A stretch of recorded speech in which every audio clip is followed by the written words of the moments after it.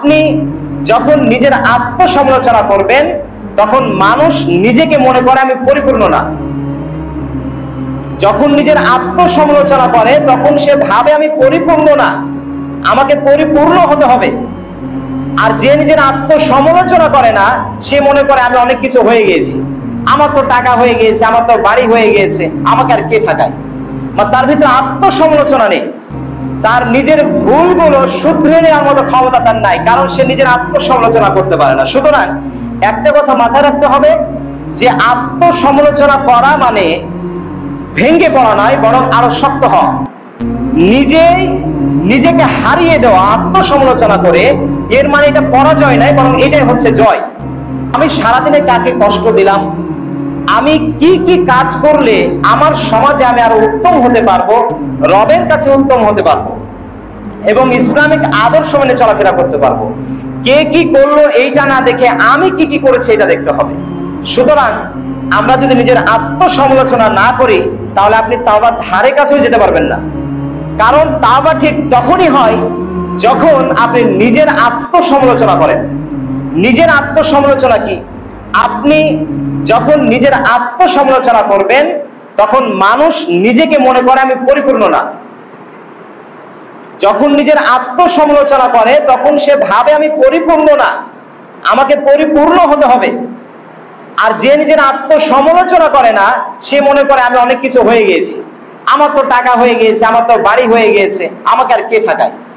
তার ভিতরে আত্মসমালোচনা নেই, তার নিজের ভুলগুলো শুধরে নেওয়ার মতো ক্ষমতা তার নাই, কারণ সে নিজের আত্মসমালোচনা করতে পারে না। সুতরাং একটা কথা মাথায় রাখতে হবে যে আত্মসমালোচনা করা মানে ভেঙে পড়া নয়, বরং আরো শক্ত হওয়া।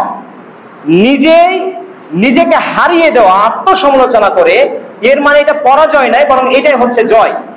কারণ যেই ব্যক্তি নিজের আত্মসমালোচনা করতে পারে, পরের আত্মসমালোচনা না করে নিজের আত্মসমালোচনা করে, এই ব্যক্তি নিজের ভুলগুলোকে শুধরে নেয় এবং পরবর্তীতে সফলতা অর্জন করতে পারে। আর যারা নিজের আত্মসমালোচনা করা বাদ দিয়ে অন্যের আত্মসমালোচনা করে বেড়ায়, এই ব্যক্তিগুলো পরিশেষে দেখা যায় যে একটা সময় গিয়ে দেখে যে ওর অনেকগুলো ভুল, কিন্তু তখন আর কিছুই করার থাকে না। আর যে ব্যক্তি নিজের আত্মসমালোচনা করে ভুলগুলো শুধরে নিয়েছে সফলতা অর্জন করে। আর আপনি পাকতে পাকতে এত পেকে গিয়েছেন যে কাঁচাই না নোয়ালে বাস, পাকলে পরে ঠাস ঠাস।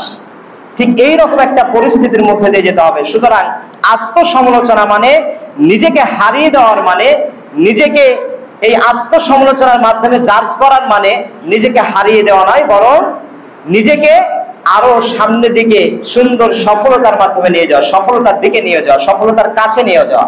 আর অন্যের আত্মসমালোচনা করা মানে নিজেকে সফলতার কাছ থেকে দূরে ছুড়ে ফেলা। সুতরাং এই সময়গুলোতে আমাদের চেষ্টা করতে হবে যে এই সময়ে নিজের আত্মসমালোচনা করা, আমি কি করেছি, আমার লাইফে কতটুকু রবের ইবাদত করতে পেরেছি, আমি কিভাবে নামাজ আদায় করি, আমি সুদের সঙ্গে জড়িত কিনা, আমি ঘুষের সঙ্গে জড়িত কিনা, আমার জন্য প্রতিবেশী কি করেছে এইটা না, প্রতিবেশীর জন্য আমি কি করেছি, আমার ভাই আমার জন্য কি করেছে এইটা না, ভাবেন আপনার ভাইয়ের জন্য আপনি কি করেছেন। নিজেকে জাজ করেন, একটা লিস্ট করেন যে আমি আমার ভাইয়ের জন্য কি কি কি কি করেছি। মানে ঝগড়া বেঁধে গেলে শুধু নিজেকে উপস্থাপন করা নয়, বরং আগে একটা নিজে নিজে লিস্ট বানান, নিজের মনকে সান্ত্বনা দেন আপনি আপনার ভাইয়ের জন্য কি কি করেছেন।